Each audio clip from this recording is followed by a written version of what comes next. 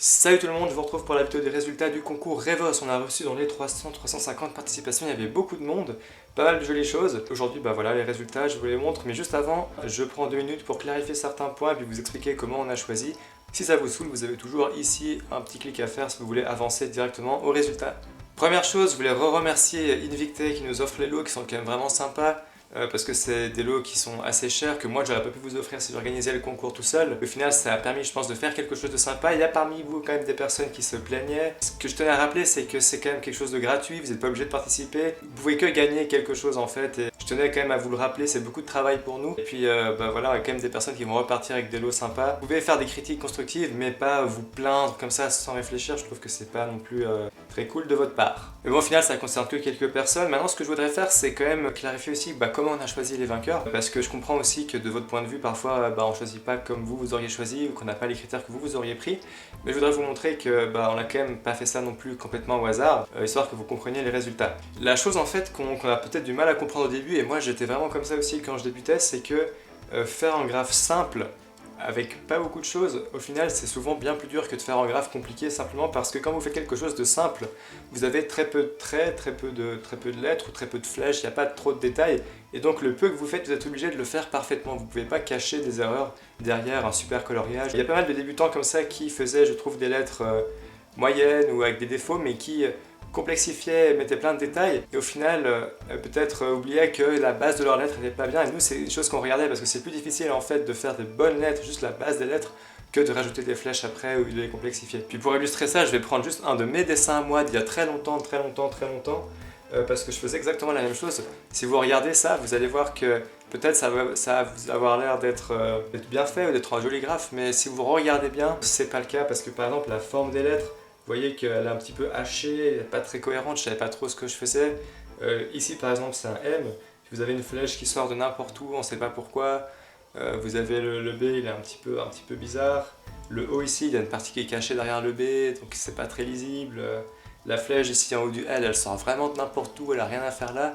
Juste pour vous montrer que des lettres pas bien peuvent parfois avoir l'air d'un bon graphe si on colorie bien, si on mélange un peu, ou si quelqu'un n'a pas juste l'œil pour reconnaître vraiment la forme des lettres et s'y intéresser. Et c'est donc un piège dans lequel pas mal de débutants tombent, de penser que plus il y a de flèches, plus il y a de couleurs complexes, plus il y a de détails, mieux c'est. En réalité, c'est pas le cas, puisque vraiment ce qui compte, ça va être la forme des lettres, à la base de ces lettres. Finalement, quand on progresse, on se rend compte justement que c'est plus vrai que vous pourriez peut-être le penser quand vous débutez. De nouveau, je le répète, je suis loin d'être le meilleur, etc. Puis voilà, moi aussi j'ai encore des choses à apprendre, mais je vous garantis quand même que j'ai un peu d'expérience et que je vois ce genre de choses, et je jugeais avec un autre graffeur qui fait depuis bien plus longtemps que moi, et je pense qu'il est bien plus fort que moi aussi, et on était d'accord tous les deux quand on regardait les lettrages ensemble et qu'on voyait ces détails qui n'étaient pas forcément aux bons endroits. C'est pour ça que dans les critères on privilégiait surtout la propreté et finalement la simplicité, parce que quelque chose de simple qui est bien fait, je l'ai dit, c'est plus difficile que quelque chose de compliqué mal fait. Puis c'est aussi pour ça que dans les règles on disait d'utiliser pas plus que 3 couleurs pour éviter que les gens cachent entre guillemets des mauvais lettrages dans un bon coloriage. Voilà, j'espère que vous comprenez mieux comment on choisit, et ce que je vous incite à faire, comme dans quasiment tous mes tutos, c'est vraiment de faire des lettres simples au début. Et moi j'ai pas voulu faire ça, et c'était une erreur, j'aurais pu apprendre encore plus vite si j'avais fait des lettres simples et que je m'étais concentré sur comment apprendre la base des lettres. Et vraiment je vous montre un exemple maintenant. Quand je parle de lettres simples, c'est vraiment quelque chose de cet ordre là. Donc ça c'est un lettrage que j'avais fait dans un tuto il y a certains temps. Ça a l'air simple, facile à faire, mais franchement essayez de le faire, vous allez vous rendre compte que c'est pas si facile quand on débute. Parce que justement il faut maîtriser chacun des traits que vous faites et les faire au bon endroit. Donc je vous encourage de nouveau à travailler des lettres simples, arrondies, et éviter de mettre des flèches partout et des choses que vous ne maîtrisez pas, même si on a tous tendance à le faire quand on débute, je sais parce que je suis aussi passé par là. Bref, assez parlé, on passe au résultat du concours et on attaque tout de suite avec les débutants. Il y a toujours dans la description le lien vers la sélection qu'on avait faite au début du concours avec les finalistes. Vous pouvez aller voir pour voir les autres graphes qu'on avait aimés, parce que je ne vais pas tous les remontrer maintenant dans la vidéo. Pour les débutants, on va donc faire un petit top 3 avec les 3 qu'on avait retenus, entre lesquels on hésitait, et je vous expliquerai pourquoi on a choisi le vainqueur. Et donc en troisième place, on a ce graphe, qui est aussi le troisième à avoir eu le plus de votes chez les débutants. J'aimais bien le lettrage des trois premières lettres, en fait le O me dérangeait un petit peu, mais c'était un joli graphe qui était quand même assez propre, bien fait. Il y a des gens qui disaient qu'il ne devait pas être dans la catégorie débutant. Moi je suis pas de cet avis, je trouve qu'il a quand même sa place dans la catégorie débutant. Mais on voit, c'est vrai que l'encre, le gouvernail et puis le petit crâne, ils sont quand même assez bien faits. Donc peut-être que la personne savait déjà dessiner, mais pour le lettrage, moi je voyais pas de problème à le laisser dans la catégorie débutant. Donc bravo à lui. Moi il gagne rien, mais en troisième place parce qu'on a quand même bien aimé son graphe. Pour la deuxième place, on a aussi suivi l'avis du public puisqu'on a aussi choisi ce graphe qui est le deuxième à avoir le plus de votes. Pas mal de gens disaient peut-être que les lettres étaient trop simples ou trop faciles à faire, mais de nouveau ça rejoint ce que je disais au début, c'est que c'est parfois plus difficile de faire quelque chose de simple correctement. J'étais content de voir ça parce que c'est juste des lettres qui sont effectivement très simples, mais au moins elles sont bien faites, elles sont à leur place, elles ont toutes la même taille, il n'y a pas de choses pas cohérentes, les couleurs sont bien choisies, ça respecte les règles. Et donc moi j'aimais bien ce graphe là, donc deuxième place pour lui, et puis on va tout de suite passer à la première place. Et voici donc la première place de la catégorie débutant. Alors on a pas mal hésité en fait au début à le choisir ou pas, simplement parce que comme il a fait ses couleurs avec une sorte d'aquarelle, il y a quand même un peu des nuances. Alors est-ce que ça respectait la règle ou pas, sachant qu'il a pris que 2 couleurs qu'il a diluées. Si on comptait les nuances, on a 3 nuances et demie, mais dans tous les cas si je le choisissais, c'était pas pour les couleurs, c'était vraiment pour le lettrage, parce que je le trouvais nettement mieux que les autres qu'on avait vus jusqu'à présent. Et moi j'ai vraiment beaucoup aimé ce graphe et je trouve que ça aurait été quand même dommage de ne pas le faire gagner, puis c'est aussi celui qui a eu le plus de votes dans la catégorie débutant. On a un peu fermé les yeux sur le fait qu'il y avait des couleurs aquarella, parce que de toute façon c'était pas à cause des couleurs qu'on choisissait, mais vraiment pour le lettrage. Et si on compte les nuances, on a quand même que 3 ou 3,5. Il n'y a pas non plus 4 couleurs bien distinctes. Donc on l'a quand même choisi pour la première place. Il va donc repartir avec les 12 Pro Markers, un lettrage qui est simple, qui est bien fait et qui a un petit style, une petite originalité qu'on n'avait pas trouvé dans les autres productions. Donc bravo à lui, première place chez les débutants. On passe donc à la catégorie avancée. Ça a été plus difficile de choisir parce qu'on aimait vraiment bien tous les graphes qui étaient dans la sélection. Le lien est de nouveau dans la description, je ne vais pas tous les remontrer dans la vidéo. Je vais de nouveau faire un top 3 avec les 3 graphes qu'on avait vraiment sélectionnés, entre lesquels on hésitait pour les vainqueurs. Je commence tout de suite avec la 3e position. En 3e place, on a donc ce graphe que je trouvais vraiment stylé, super bien fait, avec un bon lettrage, des belles couleurs. On se demandait juste pourquoi il avait eu en quelque sorte la flemme de faire le E et le O. Il les a intégrés dedans, ils sont quand même stylés, c'est un bel effet, mais ça aurait été bien de les avoir comme le reste du lettrage. Et puis moi j'avais un petit peu peur quand même qu'il se soit inspiré de Duz, qui est un artiste assez connu, et parce que ça ressemblait quand même un petit peu par-ci par-là, mais ça restait un très bon lettrage et on voit qu'il n'a pas non plus copié bêtement parce qu'il maîtrisait ce qu'il faisait. Donc 3e place pour PO, et on a beaucoup hésité. En deuxième position, on a choisi ce graphe-ci de RSM. On a vraiment cherché en fait à mettre en deuxième position quelque chose qui changeait un peu, qui soit original, et celui-là on l'a vraiment apprécié parce qu'il respecte la règle des 3 couleurs, mais il a fait vraiment quelque chose qui sort du lot du fait de comment il a mis en couleur, de l'effet que ça donne. De nouveau, vous voyez que c'est des lettres qui sont pas extrêmement compliquées, il n'y a pas des flèches partout, mais le style que c'est, le petit coup de crayon, c'est en fait vraiment, je pense, difficile à faire.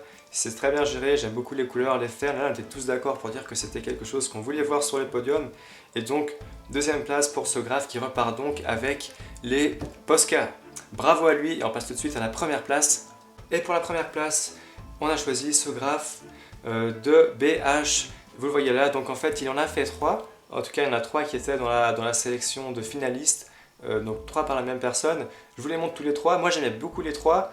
Simplement celui que je vous montre à l'écran, c'est celui qui respecte vraiment les critères des couleurs et qui a vraiment un super lettrage bien fait, parce que là c'est un petit peu complexe, mais tout ce qu'il y a dedans est vraiment à sa place, très bien fait, les traits sont maîtrisés, on voyait les épaisseurs qui varient. Moi j'aimais vraiment beaucoup ce graphe, et puis le deuxième aussi que vous voyez à l'écran, je l'aimais beaucoup, mais j'étais pas sûr que ça respecte vraiment la règle des couleurs, mais on était tous d'accord quand même pour dire qu'il avait un bon lettrage, et puis comme il en avait fait plusieurs, que les plusieurs graphes qu'il avait fait, on les avait sélectionnés, on les aimait bien, on lui a donné la première place. C'est vraiment un bon boulot et je pense qu'il saura quoi faire des 10 bombes qu'on lui envoie. Donc bravo à lui, première place pour BH. Mais attention, c'est pas fini. Il y a en effet 2 graphes qui avaient eu nettement plus de votes que les autres, bien que je ne les ai pas présentés dans ce classement. En fait, on avait du mal à les mettre, je voulais pas trop les faire gagner simplement parce qu'ils respectaient pas tellement la règle des couleurs, et c'est vrai que c'était peut-être pas fair play, parce que moi j'avais dit à beaucoup de personnes évitez de faire des nuances, évitez de mettre trop de relief, parce que le but c'est de voir ce que vous savez faire au niveau du lettrage et pas au niveau du dessin ou du coloriage, parce que c'est justement un concours de graphes, et le plus difficile à faire, comme je l'ai dit avant, c'est de faire des lettres simples, bien faites, bien structurées. Alors vous avez en fait à l'écran là les 2 graphes qui avaient eu vraiment beaucoup de votes. Le premier ici, on a beaucoup aimé l'effet, on l'avait sélectionné dans les finalistes pour ça. Si on regarde les lettres après en tant que telles, elles sont bien, mais elles étaient peut-être pas aussi bien que celles que je viens de vous montrer dans les autres finalistes. Et donc voilà, vraiment bravo à lui. Malheureusement, bah voilà, on l'a pas fait gagner parce que l'effet est super stylé, mais la forme des lettres, on l'aimait un petit peu moins. Mais on voulait pas non plus ne pas le montrer, donc je vous le montre dans la vidéo, et vraiment bravo pour l'effet qu'il a fait et tout le boulot que ça a été. Il y a aussi cette autre graphe là qui était dans les favoris du public. On était aussi de nouveau pas très au clair sur est-ce qu'il a respecté ou pas la règle des couleurs, parce que vous voyez qu'il y a du bleu clair, du bleu foncé, mais je pense qu'il a fait ça avec un seul marqueur. Cela dit, justement, j'avais dit à pas mal de gens de ne pas le faire, donc c'était un peu ambigu et ça n'aurait peut-être pas été très fair-play vis-à-vis de toutes ces personnes de faire gagner les bons à ce candidat, mais j'aimais vraiment aussi beaucoup son graphe et j'étais pas le seul à l'apprécier. Et donc ce qu'on va faire, c'est qu'on lui offre quand même à lui Posca, parce que bah voilà, il a eu beaucoup de votes, et puis on l'aurait fait gagner en fait s'il avait pu respecter les règles des couleurs. En tout cas, on l'aurait mis sûrement dans le premier ou le deuxième aussi, parce qu'on aimait beaucoup son graphe et la manière dont il avait géré la 3D. Alors, on n'a pas offert de Posca à celui que je viens de vous montrer avant, on a dû offrir seulement à un des deux, on a choisi, j'ai négocié ça voilà, pour que ceux qui ont eu beaucoup de votes repartent pas quand même les mains vides. Et donc je pense que ça résout une partie du problème. Peut-être des gens auraient pu râler du fait qu'il n'ait pas gagné, mais il y aurait d'autres personnes qui auraient râlé si on l'avait fait gagner parce qu'il n'a pas respecté vraiment la règle des couleurs. Donc il a quand même eu Posca, bravo à lui, parce que c'est aussi un très bon graphe comme tous les graphes qui étaient dans la sélection des finalistes chez les avancés. Et à l'attention de toutes les autres personnes, sachez que Invicta fait aussi à l'occasion du concours, pour les personnes qui n'auraient pas gagné, une promo sur les packs de ProMarker. Vous pouvez aller cliquer là ou aller voir dans la description le lien et jeter un oeil à cette promo qu'ils font justement pour le concours, en espérant que ça puisse vous plaire si jamais vous vouliez vous acheter des ProMarker. Voilà, c'est tout pour ce concours. Encore une fois, merci à tous d'avoir participé parce que vous étiez super nombreux. On a vu beaucoup de graphes, on a pris du temps à les choisir. J'espère que vous n'êtes pas déçus si vous n'avez pas gagné. Évidemment, tout le monde ne peut pas gagner. Mais sachez de nouveau qu'on n'a pas choisi tout à fait au hasard, et puis que voilà, j'espère qu'on vous reverra pour les prochains concours. Sans doute que j'en réorganiserai avec ce magasin parce qu'ils offrent des lots super sympas, et justement comme j'ai dit, moi tout seul je peux pas vraiment le faire. On va se quitter sur un montage avec toutes les participations, que vous puissiez toutes les voir si vous en avez envie, et puis voilà, portez-vous bien, à très bientôt, et bon sketch, bye tout le monde.